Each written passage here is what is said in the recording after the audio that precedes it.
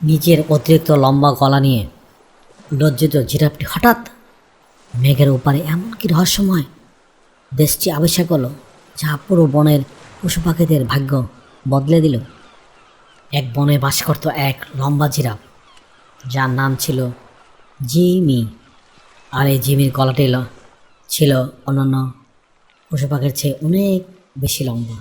কিন্তু জিমি ছিল খুব লাজুক প্রকৃতির এবং একা। সে প্রায় ভাবত, আমার এত লম্বা গলা দিয়ে কি হবে? সবাই তো নিজের মতো খেলে, আমাকে কেউ গণাতেই ধরে না। একদিন জিমি উঁচু এক পাহাড়ের চূড়ায় গিয়ে দাঁড়ালো। হঠাৎ সে দেখল পাহাড়ের মাথায় কাছে সাদা মেঘের ভিতরে সুন্দর একটা আলো দরজা দেখা যাচ্ছে। জিমি তার গলাটা আরও বাড়িয়ে দরজার ভিতর তাকে অবাক হলো। মেঘের ওপারে ছিল এক অপূর্ব সুন্দর রূপকথার দেশ। সেখানে রং ধনু রঙের ফুল ফুটছে, আর ছোট ছোট জাদুকরী পরীরা ডানা মেলে এদিক ওদিক উড়ে বেড়াচ্ছে।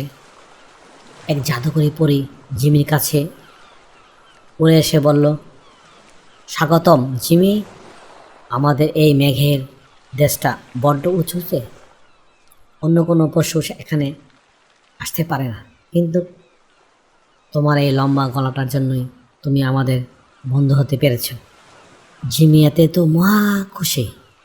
পরে তাকে একমাত্র জাদুকরী মিষ্টির পাত্র উপহার দিল।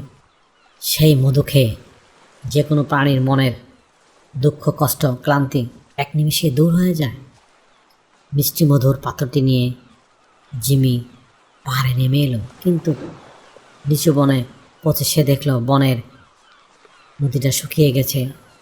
প্রচণ্ড গরম, আর তেষ্টায় হরিণ খরগোশ আর পাখিরা ছটফট ছটফট করছে।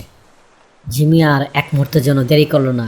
সে সঙ্গে সঙ্গে মেঘের দেশ থেকে আনা জাদুকরী মধু বনের শুকনো নদীর জলে ঢেলে দিল। আশ্চর্য এক ঘটনা ঘটল। চোখের সামনে নদীর জল আবার কানায় কানায় ভরে উঠল, আর সেই জল খেয়ে সমস্ত পশু পাখি আবার নতুন জীবন ফিরে পেল। সবাই আনন্দ করে চিৎকার করে বলে উঠল, ধন্যবাদ জিমি, তোমার এই লম্বা গলা না থাকলে আজ আমাদের প্রাণে বাঁচাটাই দায় ছিল।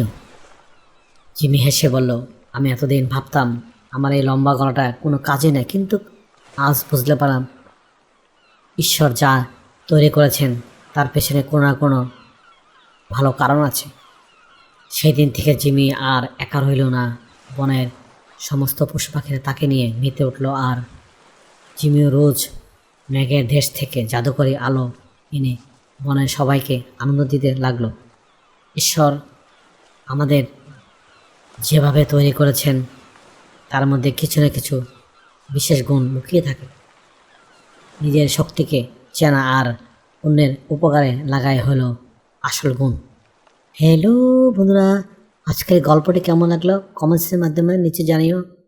আবারও দেখা হবে অন্য কোনো গল্পে। যদি গল্পটি ভালো লাগে তাহলে চ্যানেলটি সাবস্ক্রাইব করে সঙ্গে থেকো। Thank you for watching. Please subscribe.